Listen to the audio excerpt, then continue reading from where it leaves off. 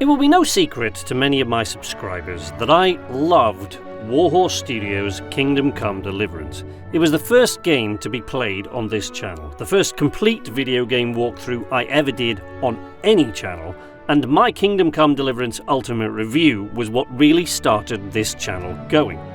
When I last checked my Xbox stats, the number of hours I had logged in the game totaled over 1,000. But the final DLC for Kingdom Come, A Woman's Lot, released to consoles in June of this year, so what next?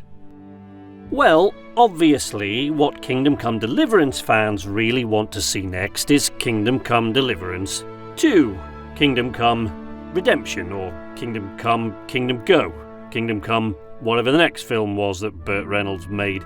Of course, we all want that. We all want to see a continuing saga, as long as they promise not to put f***ing Ewoks in it. But here is a game developer who crashed into the video game world with a game that was a little different. Sure, it had some pretty big hiccups in those early days, but the core gameplay was wonderful, the voiceovers were great, the characters they played down to earth and believable, the combat frustrating at times, but more realistic than we're used to, and ultimately extremely gratifying to master. One of the most important things about this game, though, was that the world felt real. And there's a very good reason for that. It is real. Silver Skalitz is a real place, Sasau is a real place, Talmberg, Ujic, Rataj, Rovna, all real places, most of them still in existence in the modern-day Czech Republic. If you don't believe me, go there and check it out for yourself. Or, in the highly unlikely event that you don't have thousands to spend on frivolously jetting around the world on the slim possibility of winning a bet when you could have just looked it up online, check it out on Google Earth. That's what I did. What do you want from me? I'm lucky if I can afford a trip to Skegness. And if you don't know where that is, for crying out loud, don't look it up. It's a British seaside resort. You'd only be frightened and disappointed. Anyway, if you don't trust Google, and let's face it, who does? I'm just kidding. I love you, Google. Please fix my AdSense account. You should check out a recent video from my good friend Sexy Biscuit. She was recently sent photos from various locations there and compared them to locations in the game. I'll put a link on the screen and one in the description. Not only are the places real, but much of the history in Kingdom Come Deliverance is real too. Now, Warhorse are by no means the first developer to tell a fictional tale against the backdrop of real-life historical events, having fictional characters interact with real people from history. Assassin's Creed games have been doing this for a long time, although one of the things Warhorse did right, in my opinion, was to make their protagonist a normal guy rather than a virtually superhuman assassin. The point is that playing fictional characters expertly woven into real historical events is very appealing to many people, myself included. I have always been fascinated by history from all over the world. In fact, I used to be a tour guide in Stockholm, giving bite-sized history lessons for a living, so this kind of game is really appealing to me, and I really want to see more of it done. Now, many people have commented on my KCD review that they would love to see Warhorse make a Viking game, or perhaps a samurai game, or something set during the American Revolution. These are all great ideas, and they'd be great to see, but I want to appeal to Warhorse Studios with my own idea for a future game, set against the backdrop of one of the most important moments in history, playing as a character beloved by many people and familiar to almost everyone, but with whom they would have a great deal of creative freedom, since he is nowadays widely accepted to have been nothing but myth. At worst, a wholesale invention of 13th century storytellers, at best, a composite of several real-life characters over a period of more than a century. Robin Hood is possibly one of the most enduring folk heroes of the last 1,000 years. So much so that his name has become synonymous with the sort of behaviour he was famous for, stealing from the rich and giving to the poor, the outlaw with a noble cause. Newspapers and biographers have applied his name to many outlaws in more recent history, even in cases where such a noble appellation was not necessarily warranted. Jesse James, Bonnie and Clyde, and so on. There are many references to Robin Hood throughout English history, from court records as far back as the early 13th century to literary references which begin in 1377 and show no signs of slowing down in 2019. What historical records can be found referencing Robin Hood seem to indicate the most likely explanation for the enduring legend is that Robin Hood, or similar names like William Robe Hood, were nicknames commonly used in reference to outlaws around the 13th and 14th centuries. In any event, the details of this benevolent 13th century Batman story have evolved with the changing social and political climate for over 700 years, and the story that most of us are familiar with these days is that of a man born in Loxley, now a suburb of Sheffield, South Yorkshire, who spent most of his later life cavorting around Sherwood Forest, occasionally firing arrows at the Sheriff of Nottingham. Now, speaking as a professional voiceover artist who was born in Sheffield and now lives in a modern-day village in the heart of Sherwood Forest, not far from Nottingham, it seems as though the casting of the main character takes care of itself. Call me! But shameless self-interest aside, it is the period in English history that makes this such an interesting tale to tell in a historical video game similar to Kingdom Come Deliverance. Common folklore puts Robin's birth somewhere in the late 12th century. The Sloane manuscripts housed in the British Museum claim he was born in Loxley in 1160.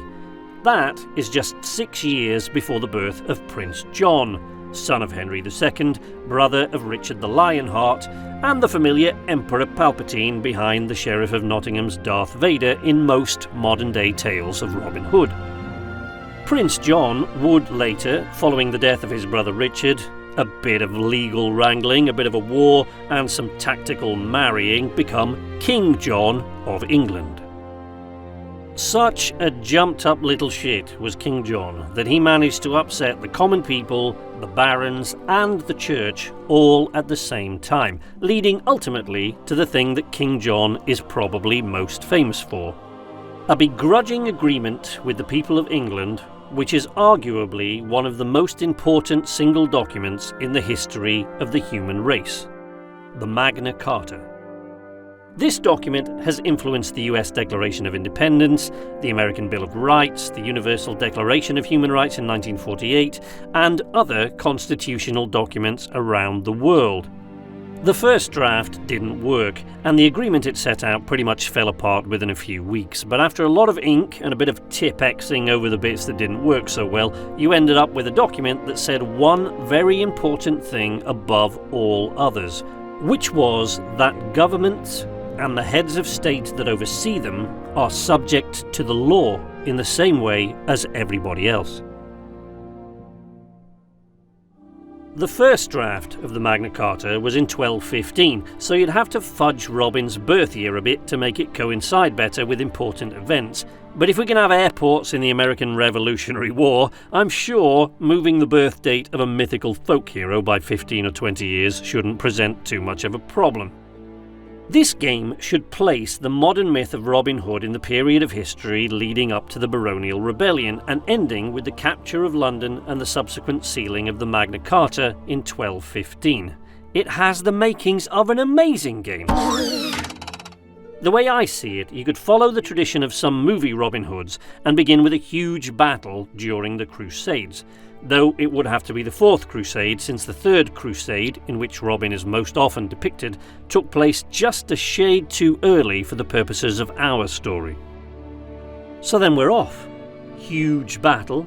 Our hero is wounded and returns home from battle to find his country very different from the one he left. His land is now gone, the people are suffering under King John, and we must take to the trees of Sherwood Forest, presumably learning how to pick rudimentary 13th century locks and how to shoot a bow without the aid of a reticle in the process. It has battles, it has a horrible king, it has running about in the forest waving pointy things, it has possible between the sheets action with Maid Marian, pointy things optional, I guess. It has the age-old fight for liberty and justice, ending with the capture of one of the world's most heavily guarded cities and the issuing of new laws that would go on to shape history. If you do want to introduce romance, I would suggest the Cate Blanchett type Marian rather than the useless, screaming damsels of earlier versions of the story, and preferably a love interest who doesn't go wham, bam, thank you, Henry, and pretend you've never even met the second you've finished picking the last bits of hay out of your respective crevices.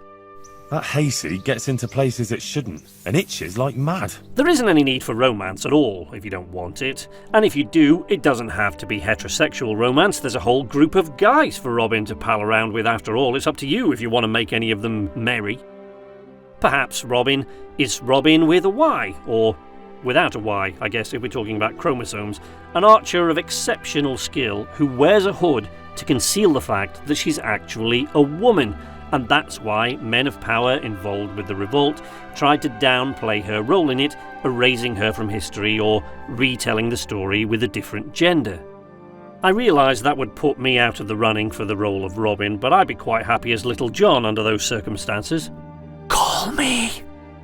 The point is that this is an opportunity to tell another Warhorse Studios type story within another important historical setting, but with the elements of legend which allow you almost limitless possibilities where the main character is concerned.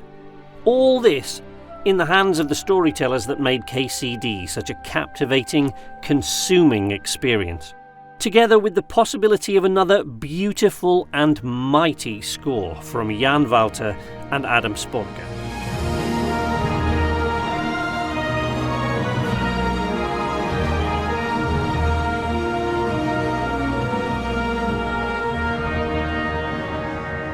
I'd buy that game in a heartbeat. Daniel, Toby, Yiri, and everyone else at Warhorse Studios, if you're listening, please get this done. You are the team that could do this right.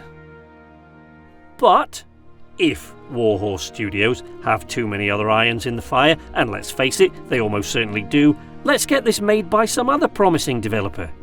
Do you have a recommendation? Let me know. Let them know.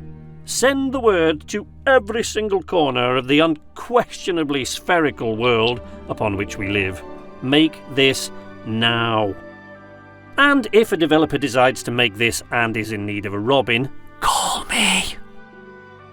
That's all from me, but you can follow me on Twitter at Knights_Arcade if you are interested in what I have to say on this subject and others related to gaming.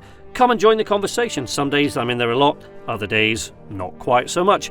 If you have no interest in Twitter but you like this video or you think someone else might, leave a like, subscribe if you want to see more from me, and ring the bell and you should get a notification every time I post new content. But until next time, from Knights Arcade, this is Sleepless Night saying nighty night.